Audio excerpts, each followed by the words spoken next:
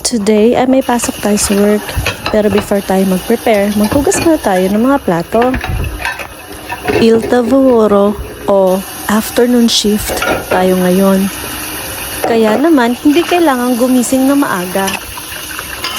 Habang si asawa naman ay pumasok na sa school para sa kanyang Finnish language training.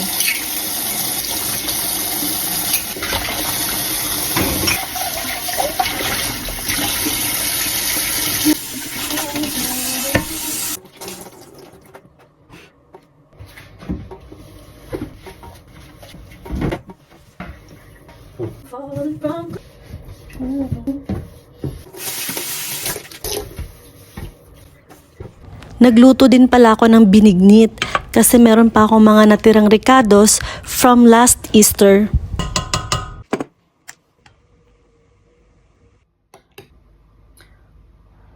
An eternity later.